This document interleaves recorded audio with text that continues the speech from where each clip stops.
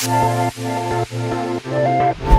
the game of chess, the average chess player knows their next 1, 2, 3 moves. Amateur. How many guys play chess here? Any chess players here? The average chess player knows their next 1, 2, 3 moves. A pro knows 4 to 5. A master knows 6 to 10. A grandmaster knows their next 11 to 15 moves. By the way, the same thing you see here with chess is the same thing with the game of life. Most people live life, they have no clue what their next 10 moves are going to be. They just know their next 1, 2, 3 moves. A lot of people in life want to do move number 14 in move number 2. Wrong timing. I don't know if that made sense. A lot of people want to do move number 14 at move number 2, and it doesn't work out for them. So this whole game about business is about you knowing your next 15 moves. Now, outcome of this meeting, 2 things. 1, who do you want to be? How do you want to make your money? Because it's all about your positioning in a marketplace. So now, who do you want to be? By the way, almost every single time I talk to somebody and I'll ask them, who do you want to be? These are your positions. You want to be an entrepreneur? Do you want to be an investor, inventor, CEO, founder? Do you want to be a CEO of a small business? Do you want to be CEO of a big Fortune 500? Do you want to be CEO of a startup? Do you want to be a sales guy? You want to be volume or high ticket? What's volume? I'll do $400,000 loans. High ticket, I only do $3 million loans. You want to be an influencer? I want to be these guys that, perfect butt, and I just take a picture and I get 79,000 likes. I just want to walk in places and people take pictures of me. I want to be famous, man. That's what I want to be. I want to be an influencer. Podcasts, Instagram. I want everyone to know me when I go into the mall or the airport. Solopreneur. I don't want people to hold me accountable. I just kind of want to be me. I'm like the tennis player. I'm the golf guy. It's solo. Me. I'm going to be able to handle myself. No one's as perfect as me. No one's as good as me. And there's nothing wrong with that. Nothing wrong with that. But that's you. And then there's support team. I'm good on support, Pat. I don't want to be on the stage. I don't want to be the CEO. I'm a good 6 person. I'm a good 8 person. I tried being number 1. I can't stand it. I hate it. I don't want to go to sleep at night knowing everything's on me. I want to go to sleep at night knowing everything's on a guy who's got 3 people, then these people need support, and it's me. I like that. That's my comfort zone. Great. Or you want to be an entrepreneur. You know what? I want to go be part of a company and within it grow up to be a CIO, CTO, CCO, COO, whatever, and I want to own a piece of the company, but I don't want to be number 1. I want to be an entrepreneur. And within the company, I want to think like an entrepreneur, and I want to own a piece of the company, and that's how I want to make my wealth. But that's who I want to be. Well, most people are like, well, I like this guy on Instagram. Maybe I'll be like him. Yeah, I kind of like that girl. Maybe I'll be like her. It'd be kind of cool if I knew how to take good selfies like her. It'd be cool if I can do this. But we don't really know who we want to be. So how do you make your money? Wealth, marriage, marry a rich person. Fastest way to become a millionaire. Equity. I want to get a piece of the company. That's how I'm going to create my wealth. No problem. Build to sell. I want to build a company, run it for 5 years, sell it, get my 20 million, go enjoy myself, right? That's what I want to do. Buy and hold domains. I have a collection of 1,000 domains. Somebody wants to buy this domain, $300,000 check. Eventually I'll make 6 million. I'm good. That's all I want to do. Long-term planning, the typical get a job, 401k, all that stuff.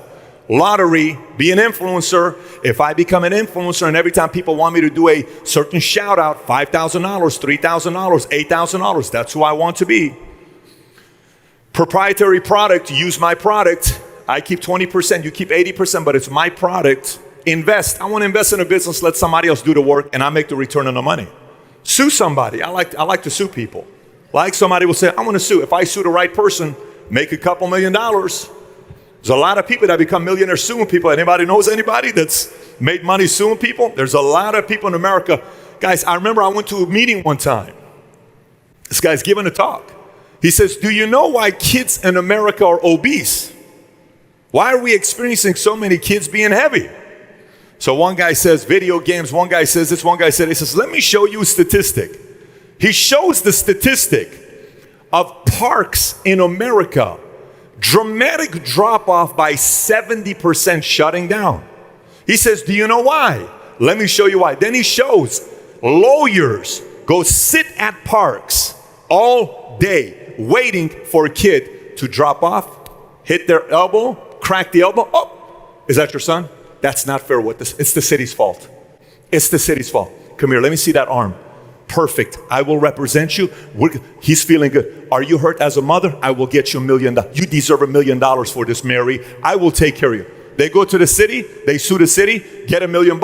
He keeps 33%, 330 grand. They get $660,000. Next park shuts down. Obese. So a lot of people become rich soon people. This is a weird world. I just don't want to make it like that, right? Own land. You own land, then Walmart says, hey, some of you guys have never been to Palmdale. Desert, 7 Walmarts in Palmdale. If you have land, Walmart comes and says, I want this land. I'll pay this much money. No problem. Now we're making millions. Design, inheritance. How many guys have the right last name here? Who has the right last name here? Anybody's got the right last name? Yes? How many guys have a last name with your family so rich that you know that money's coming to you? Anybody here? Any Kennedys here? Any Rockefellers? Yes? Any Escobars, right? Any El Chapos in here? I don't know. We got some names out there, right? It's probably more El Chapos than Escobars here. Maybe it could be a difference as well. Okay. So how are you going to make your money? So what's your game plan? Who are you going to be? How are you going to make your money? By the way, just so you know, it is the easiest time ever in the history of mankind to be a millionaire. Ever. It's the easiest time ever to be a millionaire. It's never been easier than today. Ever. It's a joke today to be a millionaire. It's a joke today to be a millionaire. It's so, let me explain it to you. You know how celebrities used to be like, a person was on TV, we would be like, oh my gosh, Mom, look, it's the weather guy.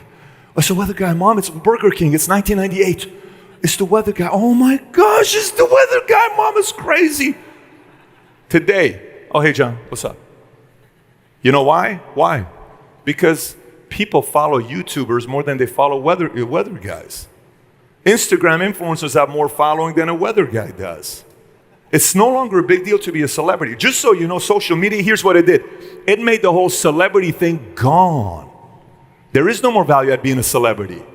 Yeah, PewDiePie is known as much as some of the biggest celebrity Hollywood stars in America, in the world. And he's PewDiePie.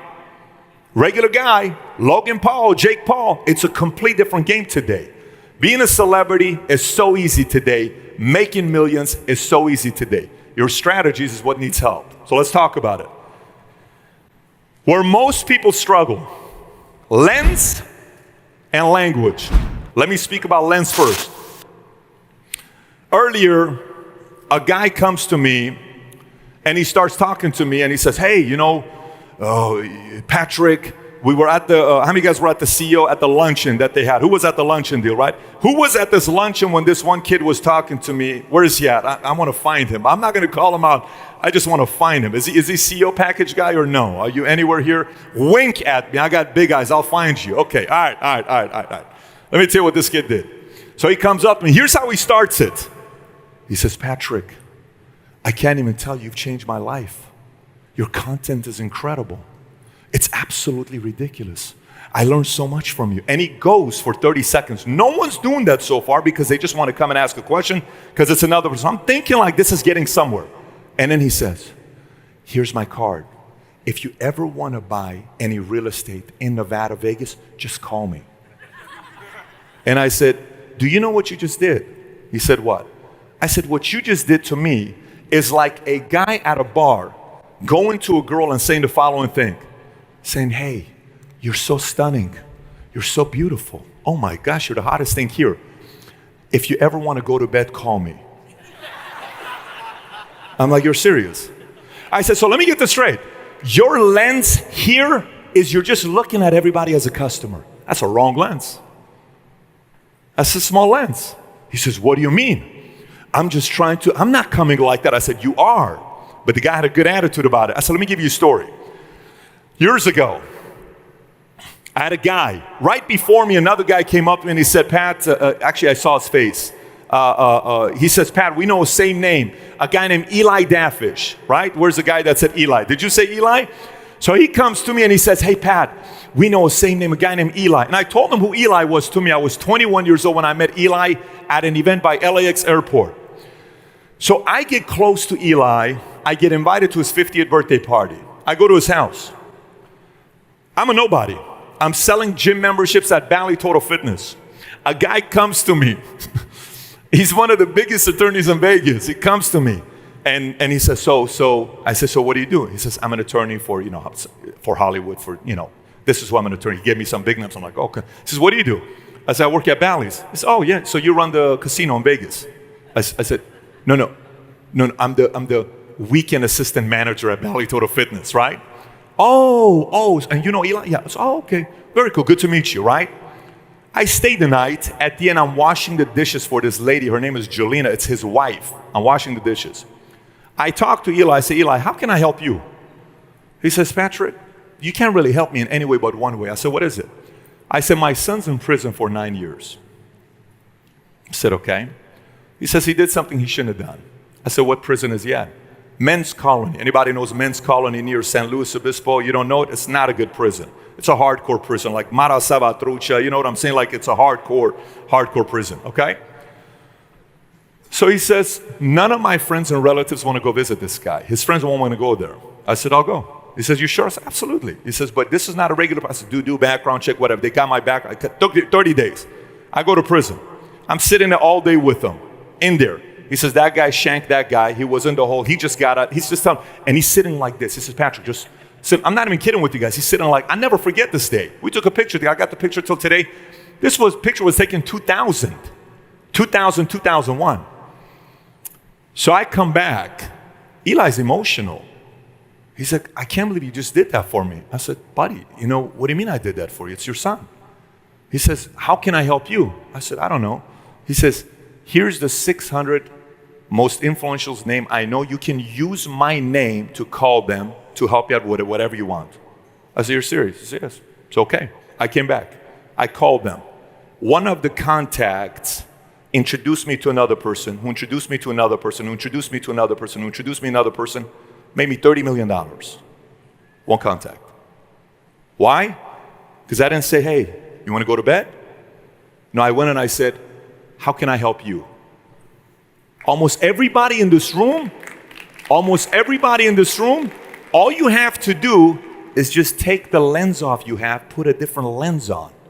Because when you put a lens on, you just look at the world in a whole different way. You're not looking at everybody here that I'm just trying to figure out a way what I can get for me. It's a complete different lens, right? So the most people have a challenge of what? Lens. Second challenge is language. A lot of people, I listen to their language and I'm like, oh my gosh, this language is just not the right language. What do you mean by language? I'll give you an idea. So while I'm speaking to the same group, a guy comes up to me. He says, Patrick, I'm a loan officer. If you were in the loan game, what would you do to get customers? I said, so tell me who's your ideal customer. Here's what he says to me. He says, somebody who is currently a homeowner, has high interest rate, and would like to find a way to get more write-offs. I said, what else? He says, I said, what else? He doesn't have an answer for me. I said, okay, let's go a complete different direction. He says, what's that? I said, you single? I grabbed his left hand. He had a nice watch on, but he didn't have a ring. I said, you single? You're not married? He said, I'm not married. I said, okay, you got a girlfriend? He said, I don't have a girlfriend. I said, great. Okay, perfect. I said, so tell me, you ever want to be in a relationship? I do. What kind of a girl you're looking for? He said, I want her to be top-notch. I said, listen, who remembers when he said top-notch? You were in the groups. I want her to be top-notch. I said, you got to be very careful when you say a word like that because it's very general. I said, you ever seen Shallow Hal? Because top-notch has a different meaning for a lot of different people. I said, give me specifics. Okay, this guy's like 6'5", 6'6", little taller than me. He says, I want her to be 5'7", 5'8". I said, great. What else? I want her to have light eyes. I said, look, you and I have brown eyes. What if she has brown eyes? Will you still go out with her? I think I would. So put the eyes aside. So I said, what else? And then he was stuck. I said, you're just not going to find your girl. He says, what do you mean? I said, you have no clue what kind of a girl you're looking for. I said, let me tell you what. I said, by the way, how many of you here know a girl that's 5'7", 5'8"? Raise your hand. Do you see how wide this is, right? But you know what kind of a lead you can give them? I know 82-year-olds that are 5'7". Say, hey, I got a 5'7" person for you. Pat, she's 82. All you told me was 5'7". She's 5'7", 82. But that's not what I want. Well, then tell the world what you want. So I said, look, here's what I did. I was dating all these girls. They were all the same. One day, you know how guys and girls, we all complain, where are all these great women at? I'm telling you, there's no more good women nowadays. And these men, oh my gosh, look at them today. And we complain. It is not the men or the women. It's your language and it's your lens. So I sat back. I said, Pat, what are you looking for? I went specific. Toes, eyebrows, cooking. I could care less about nationality because I'm okay there. But for me, whatever you are, you got to learn to make my dad's cooking. I don't care what it is because I want the house to be good smelling food. If the house smells like food, kids come to the house. I want you to learn how to make these 5, 6 dishes my dad makes and my mom makes. I'm good. I don't care what you're doing. I want it to be career. I want it to be this. So I wrote it down, what I wanted. You know what I did next? I told everybody, here's what I'm looking for. Hey, I'm looking for this kind of a girl. Okay, cool. Here's the criteria. Here's what I'm looking for. Here's what I'm looking. Hey, here's what I'm looking for. Here's what I'm looking for. Here's what I'm looking for. I'm looking for a girl like this. Here's what I'm looking for. Here's what I'm looking for. Then all of a sudden they started showing up. And then I picked my wife. She's sitting over there, right? And we got married. It's my criteria though. Moral of the story. Lens, language. Change the lens, change the language. Business, it's all about lens. So you're here. What are you looking for here? Why are you here? Are you just here to listen to David Goggins or me speak? Are you here to just get close to Albert? Why are you here? What is the purpose?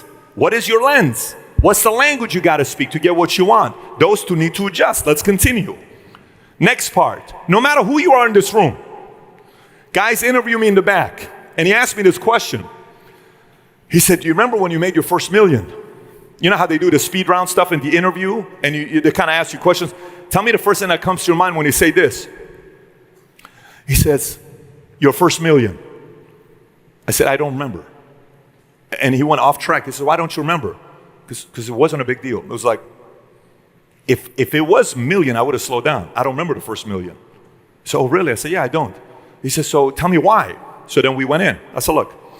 Here's what you got to realize. Most people, this is how they compare themselves. Most people.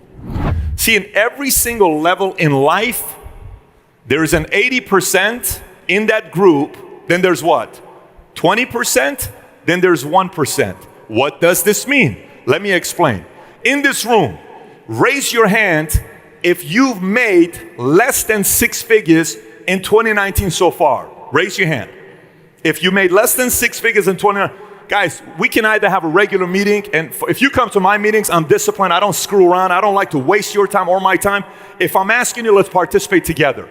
How many guys made less than 6 figures? I can't help you if you're not going to be real with me. Okay, less than 6 figures. How many guys have made so far this year between $250,000 to $500,000 net, not gross, net, $250,000 to $500,000? Look around. Okay, good. How many guys have made between $500,000 to $1 million net so far this year? $500,000 to $1 million. Who has already made more than $1 million this year? More than $1 million this year. Okay, 1, 2. I want to see these hands. Can you put them up? 1, 2, 3, 4. So I know him, Michael, Tim. What's your name? Alexandra. And then what's your name? Gentleman out back there. Can you scream out your name? Louis? Bruce? We got Bruce. Anybody else? I got one over there. Anybody else? Anybody else? Anybody else? Keep your hand up again. Keep your hand up again. Okay. These are the guys I want to talk to, right? But watch this. In this room, these guys are in the 1%. In the room, the people that raise their hand that are between $500,000 to $1 million, they're in 1%. The guys that raise their hands between $250,000 to $500,000, they're in the 10 percentile, 5 to 10 percentile. 100 to $250,000, 20 percentile. 100,000 below, you are all in the 80 percentile. Fair? Hurt a little bit? Just being real with you. Now watch this. Say I take those 6 people that made $1 million this year, net. I take them in a whole different room. Okay. In this room, the minimum earner out of a 2,000 people, minimum net so far, has made $10 million. Where do they rank? Top 1% or bottom 1%? Bottom or top? Bottom. You know why? Because it's the next group. Challenge is most people, they don't go this way because this hurts. Most people don't compare like this. They don't say, hey, let me compete up. Most of us say, I'm making more money than my sister. I'm making more money than my sibling. I'm doing better than my dad. I'm doing better than my family. I'm doing better than the guys I went to high school with. But in the real league, the next league, the reason we're afraid to make this leap, because here you're 1%, here you're in the bottom 1%. That is scary. And you know at what point these levels stop? When do you think this stops? Never. It only stops when you're finally hungry. So he asked me a question. He says, Pat, when is it enough? I said, what do you mean? He says, when is it enough? I said, I don't understand what question you're asking. When is it a good point for you to say, I'm slowing down? I said, didn't you just ask me a question about passion? What are you passionate about? What was my answer? My passion is the game. Man, a game is like, who has a favorite board game? Scream out your favorite board game. Scream it out. Who said Scrabble? Anybody? What's your highest score ever? Let's hear it. 120? Okay. All right. Anybody else? Scrabble? Anybody said Monopoly? Who said Monopoly? Who plays Clue? Let me give you some other games. Who plays Gin Rami? Any weird people that play Rami? No Armenian people here. Anybody plays spades? Who plays domino? Anybody plays domino here? Who plays backgammon? Any backgammon players? The best human beings in the world play backgammon. I don't know why, but they play backgammon. Anybody ever plays a game that you love where you want to keep playing it? This becomes a game. When you make it a game, it's not about the money. It's like, oh my gosh, let me see if I can figure it out so we can do $600,000 this month. Ooh, that was awesome. What if I can figure it out on what we can tweak to make $2 million this month? Oh my gosh, we just made $2 million. And then you get to a point where now you have the formulas. So what's the limit now? You stop it. Because you know if you go, the same formula that I got you from $5,000 a month to 50 to 500 to 5 million, it can get you to 50 million a month. It's a formula. So at some point, you're gonna stop. Most people are gonna stop. Very few people continue. Who is the most hated man on the planet today? Say it. Why do you think? Actually ask the question. By the way, it's a controversial thing to say with 80% of the room being Latinos. Raise your hand if you're Latino, by the way. Raise your hand if you're Latino. Let me ask the question a different way. Raise your hand if you are not Latino. Look at this. Guys, if a fight broke out, all the Latinos are whooping everyone's ass in the room here. I just tell you right now. All they're gonna say, Michoacan? Yeah, what did the guy say to you? The fight's gonna break out here.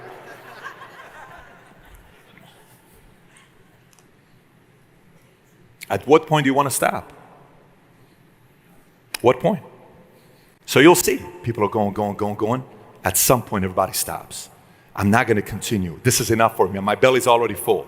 And a few people go. Trump, most hated guy in America because all of his peers that he was competing with in their 30s, in their 40s, in their 50s, a little bit in their 60s, they stopped and retired. This flipping guy is still going at 74 years old. Love him or hate him, he's going. Of course they're gonna hate him. What are you doing? You're worth billions. You've been flying with a 747 for the last 20, 30, 40 years. You've had your TV show. You've had all this woman. You've had all this fun. Why the hell are you still going to be a president? I'm driven. So he's not stopping here or here or here or here or here. Kobe was hated in the NBA. Why aren't you retiring your 15th year? I just want to go a little bit more. I just want to go a little bit more. A little bit more. A little bit more. Man, just stop. Stop. Everyone's going to try to stop you at some level. Everybody is going to say, by the way, this is what the language sounds like. I have very good friends. They'll call me. They'll say things like this. Hey, Pat, I follow your stories. Do you think it's healthy that you're working the way you're working? What do you mean? Well, bro, look, man, I mean, everybody knows how much money you have right now. I mean, we don't know exactly, but we know you have a lot of money. Why, like, what? How many more hundreds of millions? Like, what's going on, bro? I don't know if this is like some stuff like it's hypomanic ADHD issue stuff. Like, you know what I'm saying? Like, maybe it's like kind of settle down a little bit. And they give this speech. And I'm like, very speech, man. Awesome. It's great. Not for me. It's not the life I signed up for. So at some point, and by the way, you know what's the best thing? Guess who it matters the most to when you stop? Guess who has to have the right answer on when you stop? Who? Who's the only person that matters on when you should stop? Who? You. Only person is you. When my wife and I were dating, I told her, I said, hey, I just want to simplify something for you. If you expected me to be home every night at 6 o'clock, I'm the wrong husband you married. I'm not that guy. You didn't marry that guy because this guy's not going to stop. So before we got married, that had to be very clear so she understood what we're doing next. Because it's got to be clear to you. Let me continue. Next is odds. Everything in life is odds. Everything in life is about odds. Who you marry. How many guys went on who's married here? Raise your hand if you're married here. How many guys remember when you went on a date with your wife? Or your girlfriend? Or who remembers that? Remember the first date? How many guys remember when you were at a point of making a decision to get married? Who remembers that day? Anybody remembers? How many of you guys did something like this? In your head. She doesn't hear it or he doesn't hear it. It's okay. So a couple things I got to worry about marrying you is your temper sucks. Like I've seen you break some shit before and that's like scary stuff. I'm not going to lie. And your mom is going to be a pain in the ass, but I know how to control her. I know how to control her because we will probably move a state away from here so she can have no influence. Oh, babe, I love you so much, babe. So she can have no influence over my kids.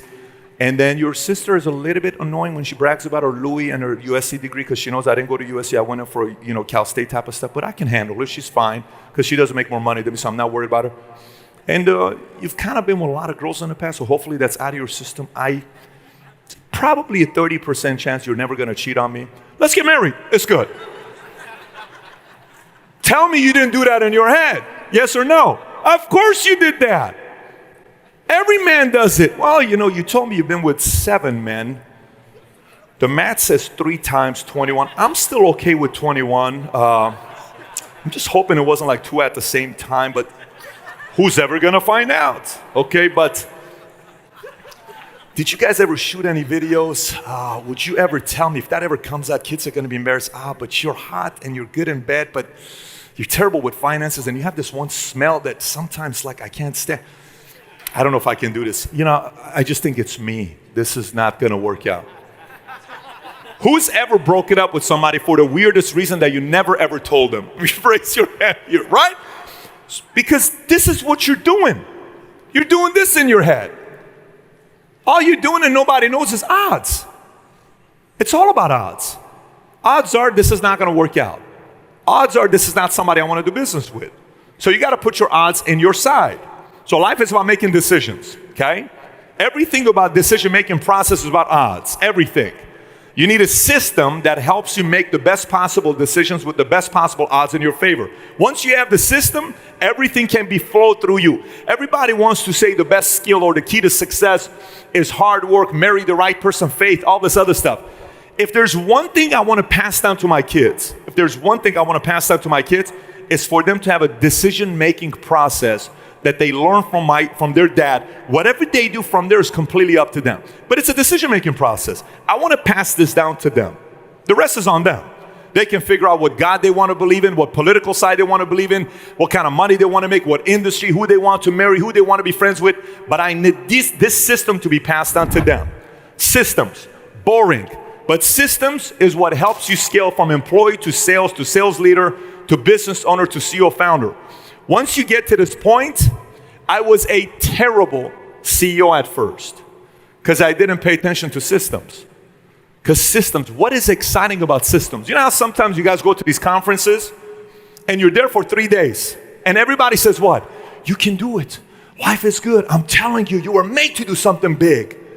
And I was like, oh my gosh, this is just so heartfelt. I'm so emotional.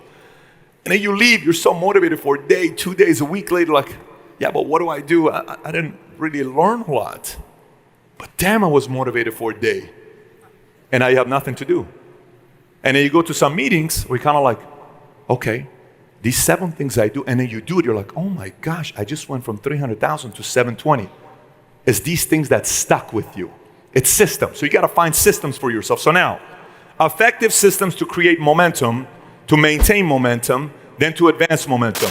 By the way, this is the most annoying phase to be. The most annoying phase to be is creating momentum.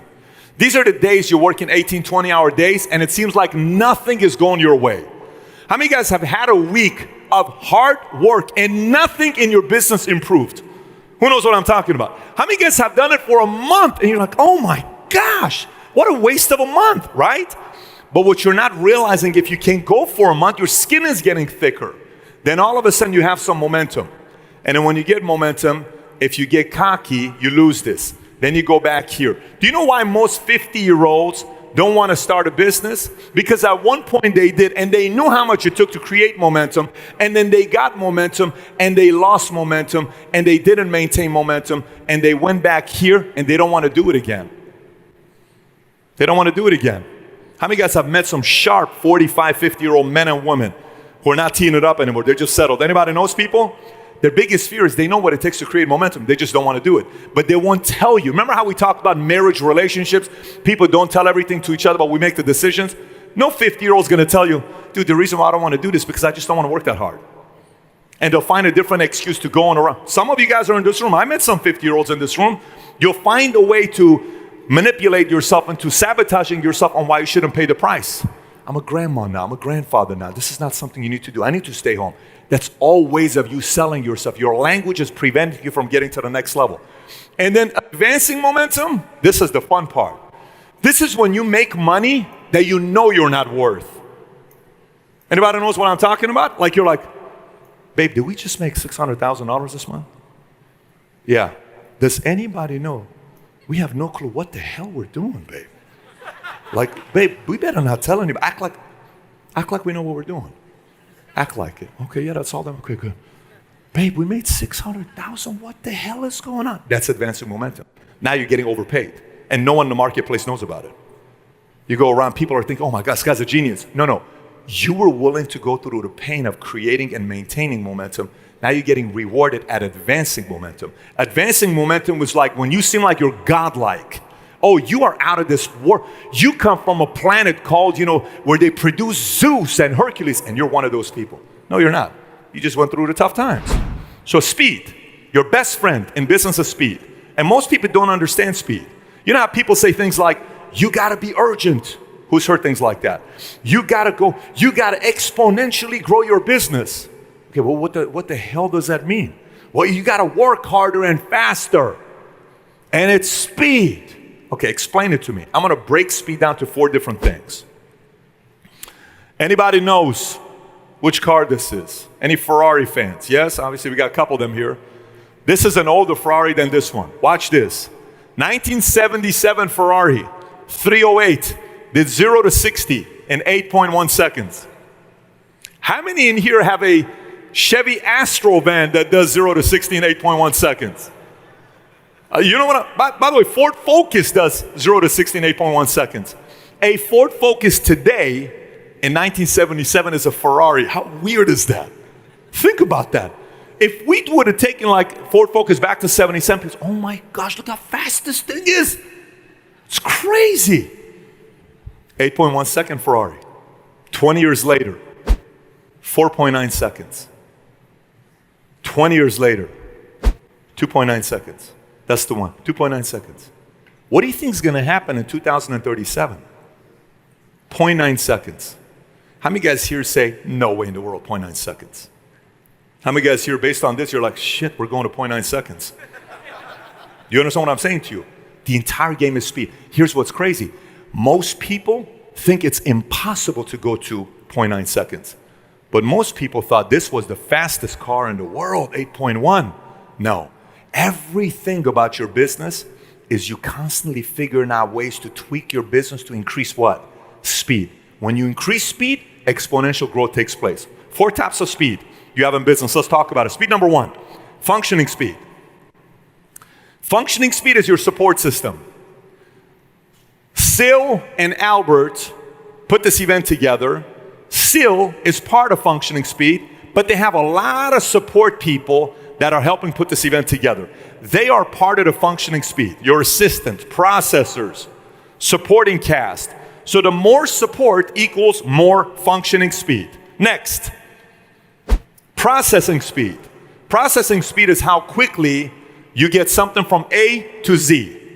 You first find a client, then you get pre-approval for $1 million loan, then you go show them the properties, then they see a handful, then they make an offer. After the offer, then appraisal, then loan, then this, then that, and then 45 days later or 3 months later, based on how customers thinking about buying their house, you sold the house. You try to find a way to increase your processing speed. What can you eliminate to go from A through Z? So in every aspect of your business, you got to measure your processing speed. Next, expansion speed. Expansion speed is how quickly you can expand from Long Beach to San Diego, to Arizona, to San Francisco, to Salinas, to Bakersfield, to Washington, to Oregon. It's expansion speed. Expansion speed. That's expansion speed, okay? And sometimes, by the way, people expand way too early, and it hurts them. There's a timing factor to, like right now, last month we sold 6,540 insurance policies in 1 month. We're the largest financial marketing organization in America that's not owned by anybody. Meaning we're not part of like a big New York Life. But we did 6,540 last month. I went to India. India has the most life insurance policy holders in the world. 316 million policy holders in India. I went to, Canada. I went to London. Every one of those countries, 20 countries today want us to go into their countries. How quick you think I'm moving?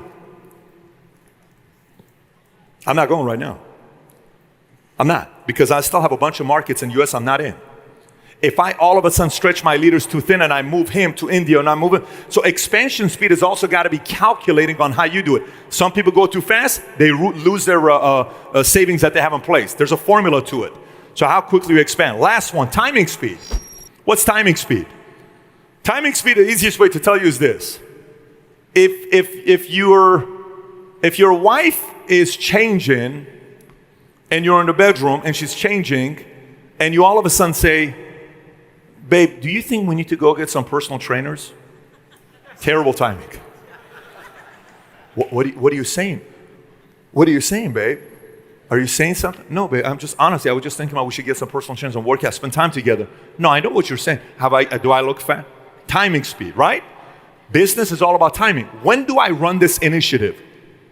When do I make this announcement? When do I go and give the recognition for my staff? When do I write this letter? When do I give the criticism to this one guy that's got to work in this area? When do I go out there and visit this client? Everything about timing speed. And by the way, the last one, you can't learn it for a long time. You're going to make a lot of mistakes in this. This takes time to get it. So those 4 speeds, you go back yourself. I only have an hour with you. I got 13 more minutes left. You go back in every aspect of your business, write them down. What's my functioning speed like? What's my processing speed like? What's my expansion speed like? What is my timing speed like? Then assess yourself. That'll determine how fast you're growing and what else you need to grow even faster. So last one, without systems, you have limited chances to sustain growth. What's the key word in this entire sentence here? Sustain. Anybody ever heard somebody that made $1 million and they never made it again? Yes or no? Why? They can't sustain. Anybody heard of anybody that made $100,000 in a month one time and they never did it again? Sustain. Systems help you sustain growth. Systems are boring. Systems makes you yawn. Systems are like, oh my gosh, just don't drop that word systems to me. Nothing sexy about it. Anybody that builds big businesses, they spend hours with you, not at motivational seminars. They'll spend hours and hours talking about systems to each other. These are people that build billion-dollar businesses. All the other motivational conferences, they just want to motivate and motivate and motivate. Real businesses, we're talking about this kind of stuff. Systems, because it's boring. But this is what brings value to you, right? So scaling. 4 areas of focus. I didn't know what to do as a CEO. It's kind of like, I don't really know what my role is as a CEO. Until finally, after a lot of research and time I spent with other CEOs, I came with a basic formula for myself. Whatever I do on the bottom here helps my business grow like this, linear, 6%, 12%, 8% steady per year. Operations, which is systems, and biz dev, Hey, John, how you doing? So tell me what you do. What kind of technology you guys offer? Okay, what if we can figure out a way to collaborate and work together? Great. You know what? I'll call you back. Let's get together and put a meeting. You know what? Hey, how you doing, Mary? What do you do? Oh, let me introduce you to Bobby. Okay, glad I talked to Bobby. And all of a sudden you meet somebody that introduces something. Like I went to a conference one time. We met all these other guys. And I met a guy named David. David Finnemore comes back and we have a negotiation together. And he's trying to get money from me. I'm like, wait a minute. I'm introducing you to the biggest insurance companies in the world. That's going to make you $40 million. You want me to pay you for this software? I'm not paying you for this software. Very strong negotiation. He got off the call. It was a 5-minute call. He was kind of like, what was this all about? Everybody cuts this check for me. I said, not this guy. You're going to do it for me for free. But I'm not cutting you a penny to do business with you on this. You decide, think about it, call me on Monday. I get off the phone. I'm thinking I lost this guy. So one of the biggest guys who has access to $2 billion of capital calls him saying, we're looking to invest into an insurance agency. Who do you recommend? You know who he recommends? Me. So the guy I negotiated strong with recommends me to this other guy. So I get on the phone with him. I said, what did he tell you about me? Because at this point, I'm kind of like, why would he ever refer to me? He said, well, he told me you're a pretty strong negotiator. I said, so why would you want? He says, well, if we want a CEO to invest in, we want somebody that's going to hold the fort down, and we feel good about you. And let me tell you who our people are. And then they brought me Oscar De La Hoya, Gabriel Brenner. They brought the contact. But BizDev, if I don't do the handshaking, tell me your story. What do you do? What do you do? I don't meet that person. Both are necessary, but neither makes you explode as a company. These two, this is where you explode your business. Number one, next innovative campaign. What is next innovative campaign? The next thing you're launching in your office to motivate your salespeople, to motivate your sales leaders, to motivate your employees, to motivate your executives, to motivate everybody. And it's the next innovative campaign. The next thing you're launching to drive your customers. What are you going to be driving there? It's next innovative campaign. What do you do in the month of January to bring customers based on your season? What do you do in February, March, April? For the longest time in our business, June through August seasons were weak. And December to February seasons were weak. I made a whole launch on June, July, August, and December, January, February, because those 3 months, I kept everybody active. It took up our revenues. I think we're at 17 quarters in a row of selling more insurance policies than the quarter before. 17 quarters, not year, quarters in a row. And it was all about next innovative campaign. How many guys here like to keep your kids distracted? Who likes to keep their kids distracted? Anybody here? How many guys think distractions are bad things? Anybody thinks distractions are bad things? Yes, of course, right? I love distractions, but positive distractions. Typically, parents will tell you what is the best distraction for kids. What is it? Best distraction for kids is what? Just put your kids there, and it's a good distraction away from not doing drugs and joining gangs. What is it? Sports. TV's not a good distraction. Sports. They go into sports, a coach kicks their ass, they get a little bit tougher, they compete, they're trying to get in shape. No, I'm not going to smoke. No, I'm not going to drink. And they kind of make it to the next level, right? Your employees, your salespeople, your customers, they all need positive distractions. Most CEOs and founders and sales leaders don't have enough distractions for their leaders. So they keep losing customers. They keep losing employees because they're not positively distracting their people. Believe me, this guy was the expert because I lost people regularly my first 10 years in business. Then the last one, this right here. You can go all the way up to being a president if you get good at this. Anybody in this room, you can go all the way up to being a president if you're good at this. If you become good at developing leaders, you're an asset to every industry.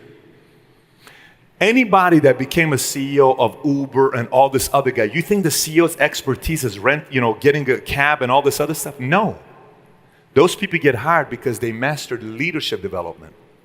They know how to recruit people and build them. People wanted to go work with Jobs because Jobs was building leaders. Like, oh my gosh, I want to work with this guy. They were working with Microsoft and they're going to Bezos. Man, I just want to be able to work with Bezos because they're building leaders. The moment you get good at that place, your business doesn't grow like this. Your business grows out of control. Because now you got 10, 20 generals that think, speak, negotiate like you. And if you're very good, you're dangerous. Your company officially becomes dangerous. Especially if you're teaching the right values and principles. That's a very dangerous company to compete with. People are frightened of going up against the company that the people at the top know how to develop leaders. So for you, leaving this place, remember what I told you, next 15 moves. One of your moves has got to be, how good are we here? How good am I with biz dev? Am I good at shaking hands and going through people and meeting people? Do we constantly think about our next innovative campaign seasonally, monthly, employee sales? How good am I at developing leaders? Do I snap? Am I good at the small one-on-one conversations? Or am I preaching more? Do I pull the person aside and say, John, can I talk to you? Yes, let's go for a walk. Let's go for a walk around the building. What do you want to talk about? Look, one thing I noticed about you is you like respect, right? Yes. What was that all about? What do you mean? What was that all about in front of your employees? You think that was good? Come on, man. You know you're better than that. You know that person will run through a wall for you. You just lost that person's loyalty. You got to go take that person to have coffee with them right now. That's what you got to do. Go, and I'm going to walk the other way so the person doesn't think that I told you to do this. And then that other person, you know that person's mom just passed away 2 weeks ago. Why are you talking like this? Pull them aside. Give them a nice book. Give them a nice, go give them a $20 gift card. Say, go do something. What's that all about? No, you're right, Pat. Dude, you keep telling me you want to get to the next level. To get to the next level, you got to be better with people. Okay, then he leaves. Hey, I'm so sorry. Can I take you to coffee? Let's go. Look, you're the most loyal person I have. You know the department wouldn't be the same without you. Hey, I'm so sorry about the loss of your mom. Like, I just got this gift for you, man. Just go and you know what? Today, just leave early. Go spend some time with your husband. I'm so sorry, man. I just really, boom. That's leadership development. Those small 8-minute conversation, 9-minute walk, 3-minute walk. All of a sudden, everybody's doing that in your organization. Now you're getting thicker. Now you're making real money. How many stuff is just kind of going like this to you? Or is it sticking? Is any of this stuff making sense? Yes, no? Okay, good. So let me continue. Formulas, simple. You need the right story, you need the right team, the right data, the right strategies, then it's predictable scale. Some of you guys have the right story, you don't know how to tell it. You got to figure out a better way of telling your real story. Most people don't know how to tell the real story. Most people don't have the right team. A guy was asking me a question. Are you going to send your kids to college, Patrick, because you say college is a scam? How many of you guys think I'm going to send my kids to college? How many of you guys say, Pat's not going to send his kids to college? What do you think? Okay. If my kid absolutely doesn't want to go to college, you think I'm going to force him? My personality. Absolutely not. If my kid wants to go to college, you think I'm going to have him go? Yes or what? Yes or no? But you know what I'm going to tell him up front? I'm going to say, son, listen to me. Buddy, look, bro. In college, a 2.0 GPA is the same thing as 4.0 GPA. No one gives a shit. They just want that certificate on the wall, okay? But here's what you're going to do. When you go to college, you have to befriend the richest parents' kids. Whoever in your class, find out all their last name and find out who their parents are. Go befriend them. Number 2, the person that's the smartest kid, that's tech and is a nerd, very weird, is offensive sometimes, befriend him. Okay? I'm going to tell him exactly who to befriend. The dean, go take care of the dean. Go be good to these people in the departments. Befriend all these guys that are placing people in companies. Because they can get you in Deloitte, they can get you in Goldman Sachs, they can get you on do all this stuff, buddy. That's what you're going to be doing. Make sense? Yes. And then, after college, get your degree, so put it on the wall. You want to go be a lawyer? Do it. You want to get your MBA? Go for it. You want to go be a doctor? Whatever. But make sure you build the right team around you. Because this, right here, is something very few people talk about. Very few people talk about. Let me tell you, the right team, all day, the right team is game over. Any industry, put the right team together, game over.